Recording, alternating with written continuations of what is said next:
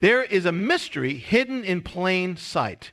It's the mystery of a girl cloaked in purity, pursued by darkness, cast into a death-like sleep, and then awakened. It is the mystery of Snow White, not merely a fairy tale, but a shadow, a symbol, a prophetic echo of what is and what is coming. For in the tales of this world, God has scattered whispers of the eternal.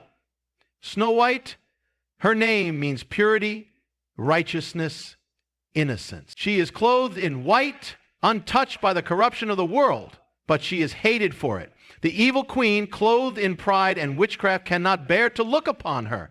She is the spirit of the age, the ruler of this world, who wages war against the innocent, the pure, the chosen. Snow White is not just a character. She is the church, the bride, the remnant in the last days. The mirror speaks. It declares truth, but only what it is told to say. In the end times, the world will be filled with false mirrors, media, governments, influencers, all proclaiming distorted truth. But one voice still speaks unshaken, the word of the living God. It will not flatter and it will not bend. It will declare that there is one more beautiful, one more true, one the world cannot control, silence, or destroy. The queen plots to kill. She brings an apple red as sin, sweet to the taste, but poison to the core. So it has always been. In the garden, another fruit was offered, beautiful, desirable, but filled with death. The spirit of the end times is seductive. It looks good. It sounds loving. It appears tolerant, but it is death wrapped in sweetness. The enemy never stops tempting the pure ones to bite, to compromise, to fall asleep, and she does. Snow White falls, but not to death, only to sleep. The world believes she is dead. Evil believes it has won, but she sleeps. And in the end time mystery, there is a remnant, sleeping, hidden, preserved. The enemy cannot destroy her. She is not gone. She is waiting for the kiss, not of a man, but of the king, the voice of the bridegroom, the return of the Messiah. In the end, when all seems lost, when evil sits smug on its throne, the kiss comes. A trumpet sounds. A breath is released. The one who is called faithful and true rides forth. And the sleeping bride awakens, her eyes open, her purity restored, her beauty radiant. The final act has begun. The wedding feast draws near, and all that once was cursed is redeemed. This is the Snow White prophecy, hidden in childhood stories, revealed in the last days. A message to the pure, a warning to the complacent, an encouragement to the persecuted. Do not bite the apple. Do not believe the mirror. Do not fear the queen. The king is coming. Stay awake or be awakened. For the end is not the end, it is the beginning. And to those who remain pure, faithful, and true, though they fall asleep in the eyes of the world, they shall rise in the eyes of heaven. Let the world mock the tale. Let scholars dismiss it. But the Spirit still speaks in riddles and shadows. And the wise will hear. Snow White is not a myth. She is the church.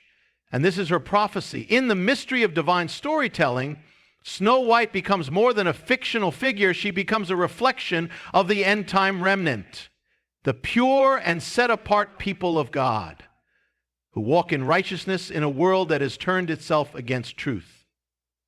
Her name itself, Snow White, speaks of purity so radiant it cannot be imitated, a righteousness that is not self-made but God-given, a reflection of the Lamb's own garment, white and without blemish.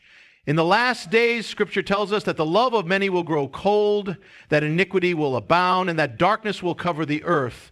But it also speaks of a people who will shine like stars in the midst of that darkness, a bride made ready, clothed in white linen, which is the righteous acts of the saints.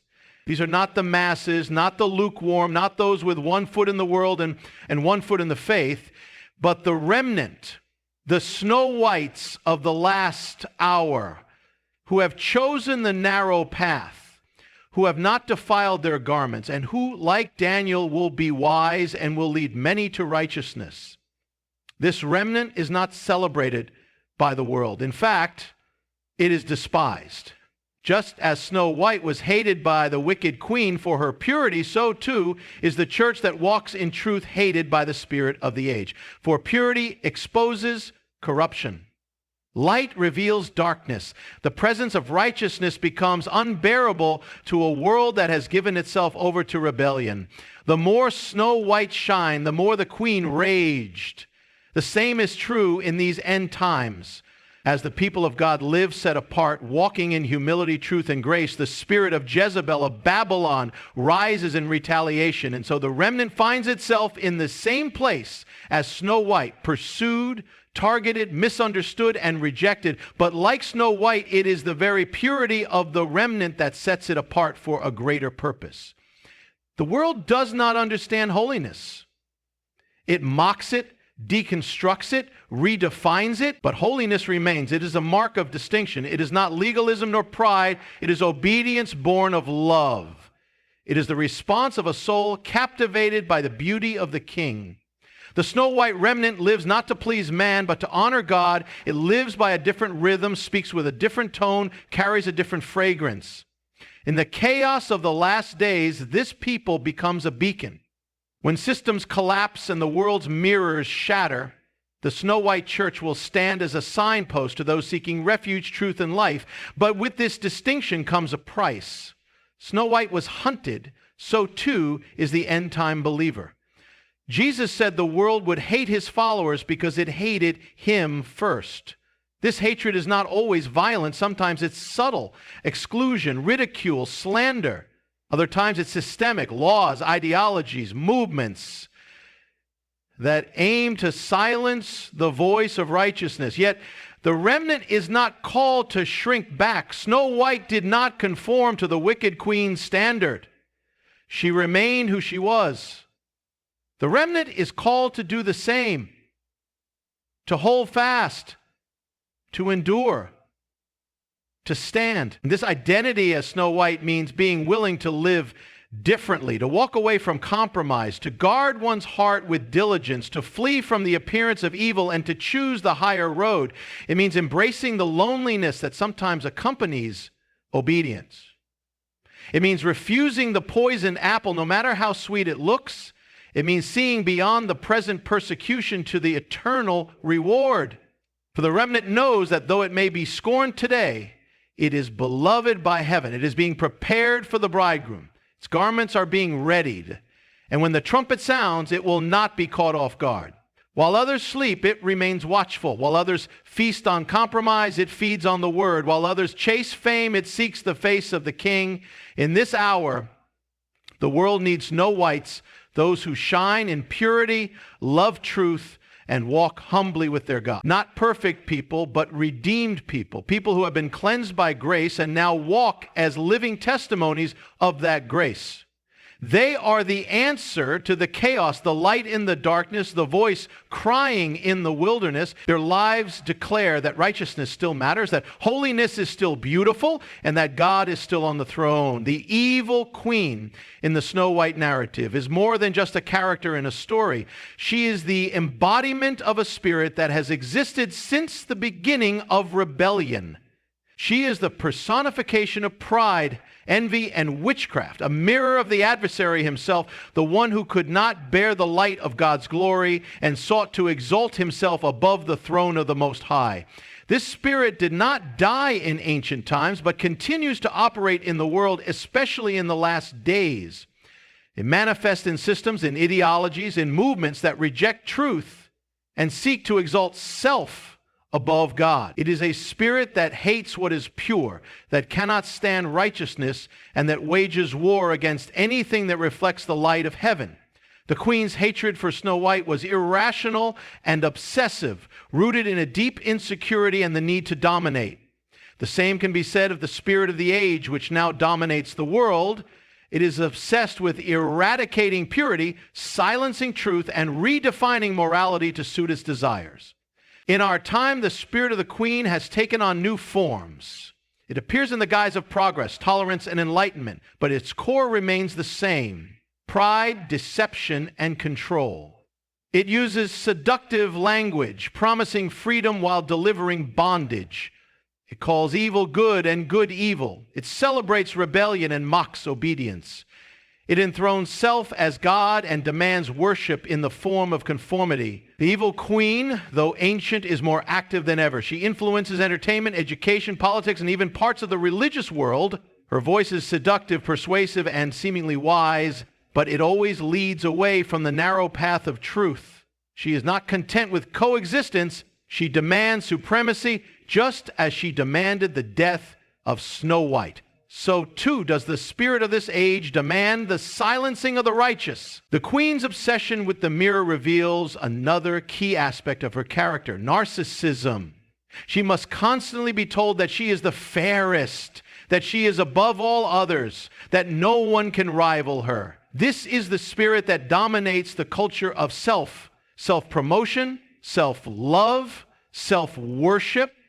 It is the age of selfies and platforms, where the self becomes the ultimate authority, the final word on truth and identity. The mirror becomes a tool of validation, but it is a false mirror. It reflects not the truth, but the image the queen wants to see. So it is with the world.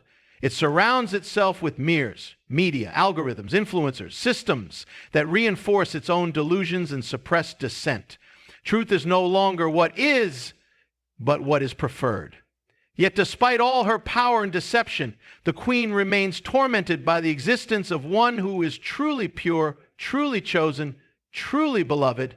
This is why the remnant is persecuted. This is why the righteous are targeted. Their very existence is a threat to the throne of pride. Their purity exposes corruption. Their light irritates darkness. Their allegiance to God challenges the rule of self. The evil queen cannot rest while Snow White lives.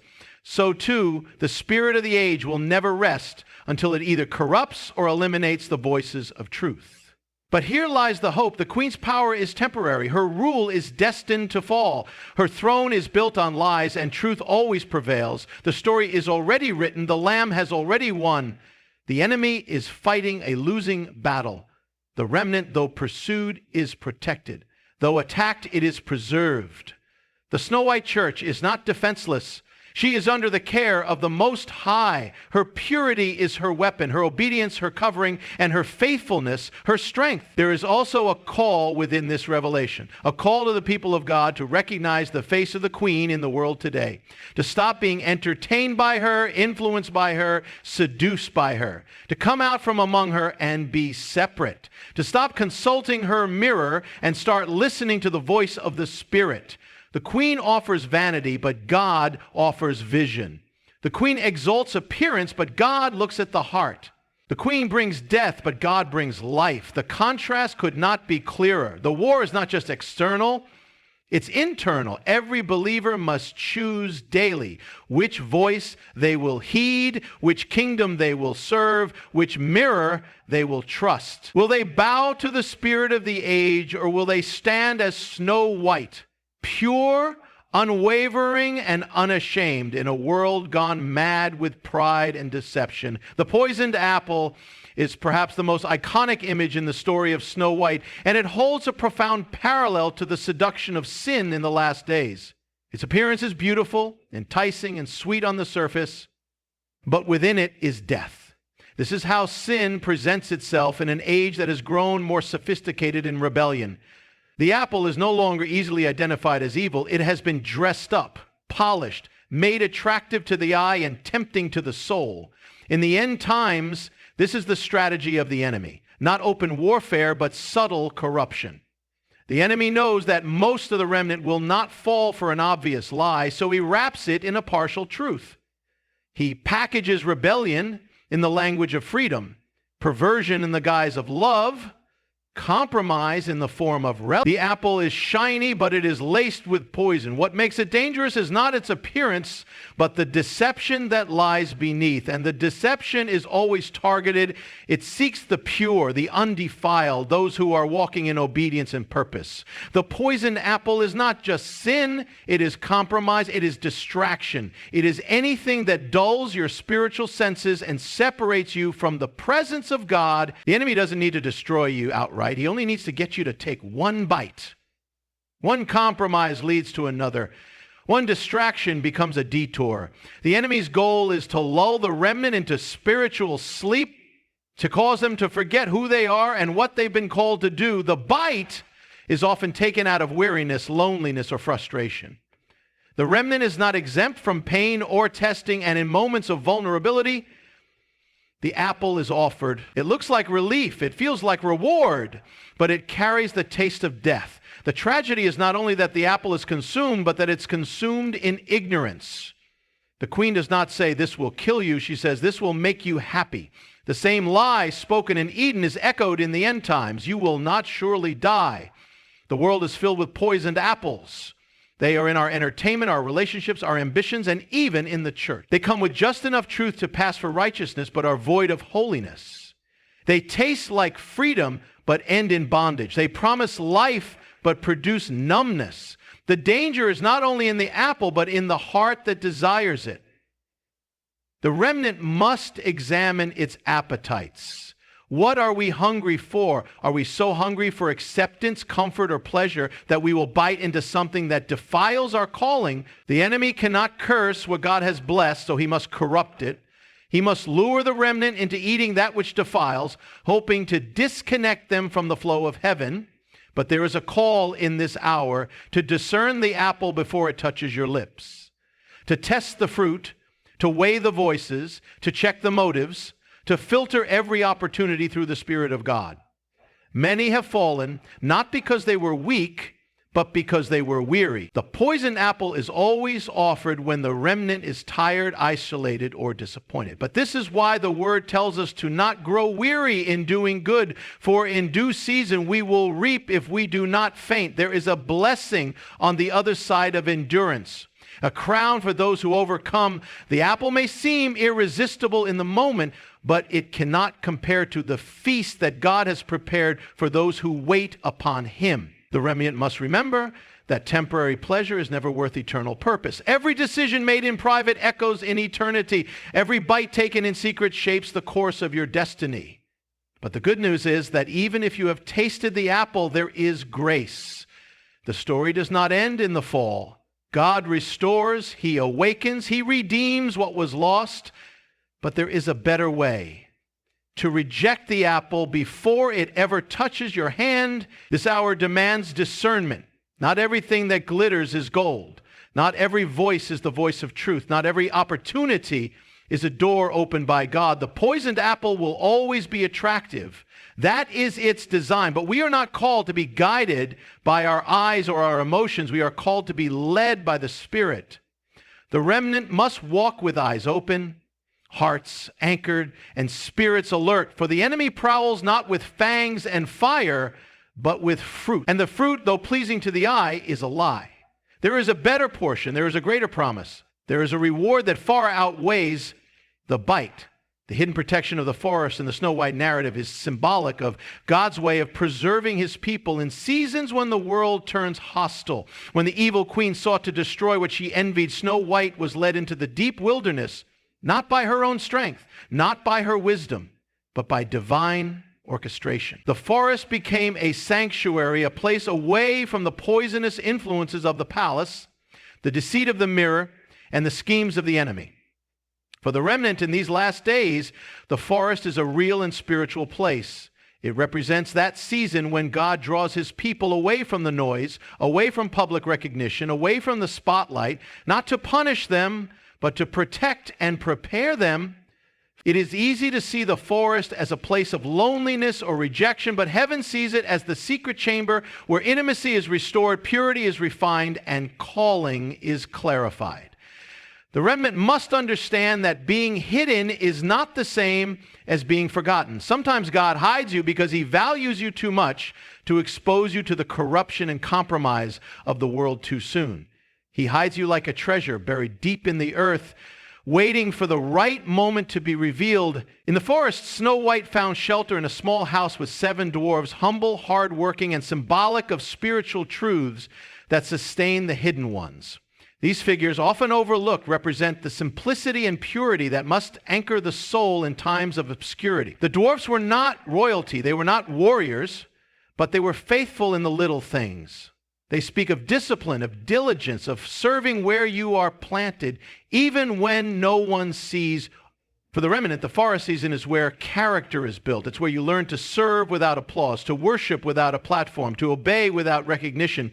The forest strips away performance and leaves you with purpose. It is not the place of your final destination, but it is the place of your deepest transformation. What happens in the forest will shape how you stand when you are eventually brought into the light. The forest is also a place of testing. It's not merely a refuge, it's a proving ground. There, in the shadows of the trees and away from the courts of influence, the heart is revealed. Can you remain faithful when no one is watching? Can you steward your anointing when no one is affirming it? The remnant must learn that promotion in the kingdom of God often looks like hiddenness in the eyes of the world. The forest is where God tests motives, purifies intentions, and strengthens the soul. Many want to be used by God in public, but resist the preparation in private. Yet it is only those who have embraced the forest season who will be able to stand when the battle intensifies. The enemy may still pursue, the voices of the world may still call, but the forest provides a shield, a separation that allows the voice of God to grow louder than the noise outside. There is also a sacred intimacy in the forest. It is where the remnant learns to recognize the still small voice. In the palace, there are distractions. In the city, there is competition. But in the forest, there is clarity. God is not distant in the forest. He is near, closer than ever. In fact, it is often only when everything else is stripped away that we truly learn to hear him. The remnant must not despise the season of separation, because it is in that very place that identity is forged, wounds are healed, and authority is granted. David had a forest, Moses had a wilderness, Elijah had a cave, even Yeshua had a desert. The pattern is clear. The called are always hidden before they are revealed. The forest is not the end of the journey, it is the beginning of the unveiling. It is where God fashions vessels fit for the coming glory. In a time when the world is accelerating in noise, exposure, and spectacle, God is raising up a people from the hidden places. They have not bowed to the mirror. They have not eaten the apple. They have been preserved in the stillness, in the silence, in the simplicity of the forest. These are the ones who will not be shaken when the storms rage. These are the ones who will shine because they were willing to grow in the dark. The remnant must remember that the forest is not just a place of hiding, it is a place of preparation. Those who are faithful in the forest will one day be brought before kings, not because they sought the throne, but because they remained obedient when no one was watching. The forest is the proving ground of heaven, and those who embrace it will emerge ready, pure, and unstoppable in their calling. The final sleep that Snow White falls into is not death, but it is as close to death as one can get without crossing over. It is a counterfeit death, a spiritual slumber that looks permanent, feels irreversible, and yet it is still within the reach of resurrection. This sleep represents the state of many in the end times, called, chosen, anointed, yet lulled into a spiritual stillness by the bite of compromise, pain, or disappointment. They appear lifeless, unresponsive, inactive in their purpose. To the natural eye, it looks like it's over. The world walks by, assuming they are done. Even some in the body of Christ may look upon them and count them out, but heaven sees differently. What appears to be a coffin is actually a cocoon. What looks like death is a delay with divine purpose. The enemy rejoices, thinking he has silenced the voice, stopped the mission, buried the calling, but he has underestimated the God who never sleeps, the God who resurrects, the God who finishes what he starts.